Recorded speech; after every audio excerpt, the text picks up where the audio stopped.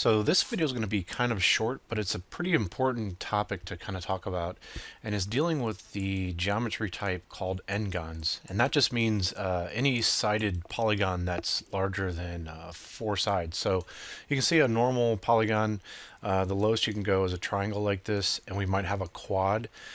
And behind the scenes, Maya and most programs is actually taking this geometry and dividing it up into triangles. If you see here on a piece of geometry, I might have a polygon here, and you can see it's got 1, 2, 3, 4, 5 vertices on there. So that's considered an Ngon. So if I select this as a face right here, that could potentially cause problems whenever we export it out to another program, or it might even cause problems in the next stage when we go to do UVs. So what we can actually do for this, it's pretty easy to take a face, and you can shift right click and you can tell it to triangulate the face. And you can see it's going to split the face like that for us. We could hit F10 or right click on here and say edge. And we could select an edge, and we could select one that we want here, delete that away, and then that turns that into a quad there. And then we've got a triangle and a quad. So with game resolution geometry, you can have a mixture of quads and triangles, and it's not going to be any kind of big deal for you, right? The easiest way to get rid of all that stuff is you could just select these faces here like this. I can hold down shift and add to the selection that I have, and then I could hold down shift and add to the selection that I got here. Shift right click and say triangulate faces like that.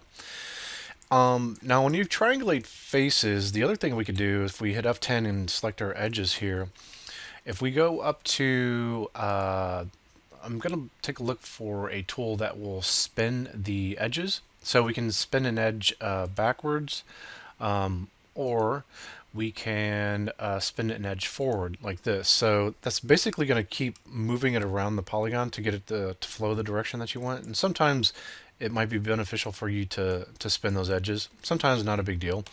I'm just going to select this and get rid of this one. Don't really need that. And going to get rid of this one here. The other thing you can see is that we've got some issues with these faces right here. And these are also Ngons, and we need to take care of those.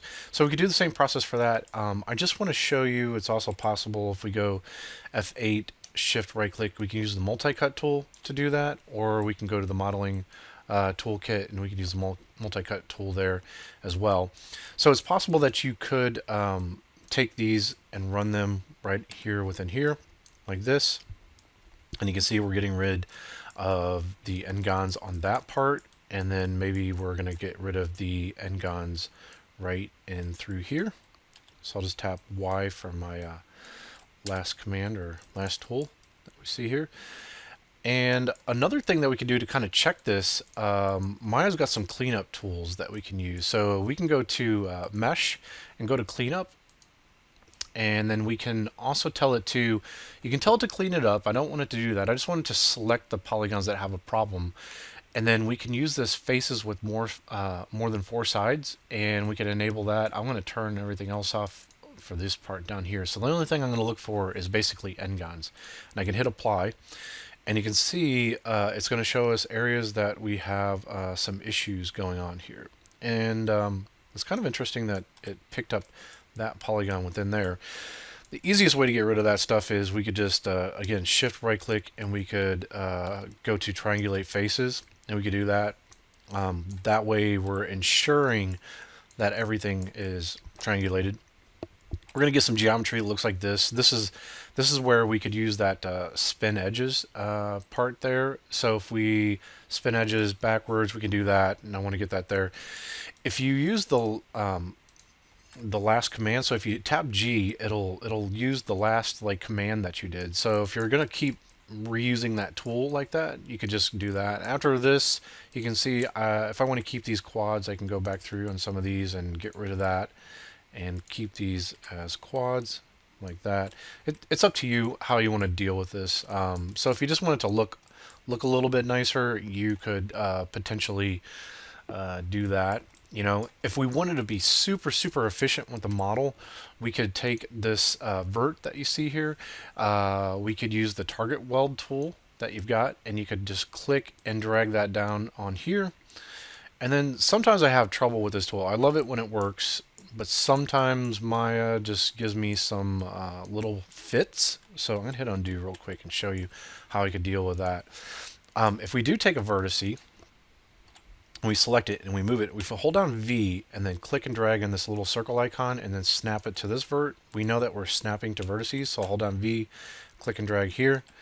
And if I drag over that vertice, these vertices here, and make sure that I just have those selected, I can shift, right click, and say merge vertices to center.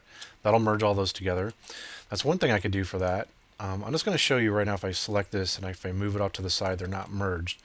If I just drag a marquee over a bunch of verts that you see here, and if I shift right click, say merge vertices, and I'll say merge vertices, and then this time with an option box, I can do that, and I can give it a really, really low threshold. So 0.01 might grab some verts that are kind of close together, but if I want to make sure that they basically sit directly on top of each other, I can put it at like 0.001 or 0.001, and if I hit apply, it should merge those vertices together. And after I do that, I can just always check and just select one of those and make sure that it is actually merging those things together. So you can definitely tell the difference between what's going on here and then what I've done here. So again, if I want to be as efficient as I possibly can be for this geometry, then I would probably be doing something like this and what we see here. That's going to give me the lowest polygon count, and I know that that's kind of a little, seems probably nitpicky, but when you have a budget that you're trying to hit and you've been given that by like your engineers, it's really important that you try to be as efficient as you possibly can, and you're really trying to steal polygons from one area so you can place it in other areas. Now this is a box, so we don't really have curvature or anything like that. But if you had curvature in your model, you always need more geometry in areas of curvature. Anywhere that you have areas of straights that don't have a lot of silhouette change, you can kind of leave those alone. So it's really up to you, but again, if you kind of wanted to go through this and you wanted to kind of clean this up a bit more, we would just be taking some of the geometry and then pulling it into that area, kind of like that. And so I don't have much more to kind of have to clean up within through here.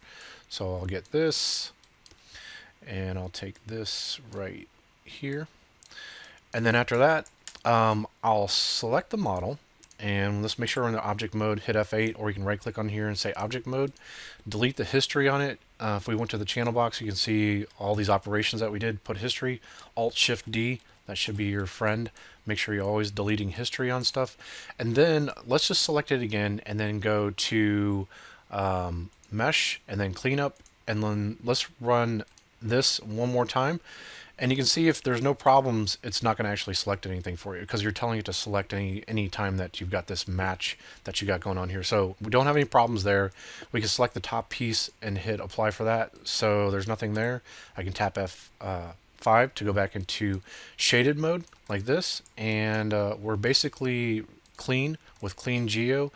And we're ready to go to the next stage. This should export out to other programs, and it should do it in a predictable kind of way.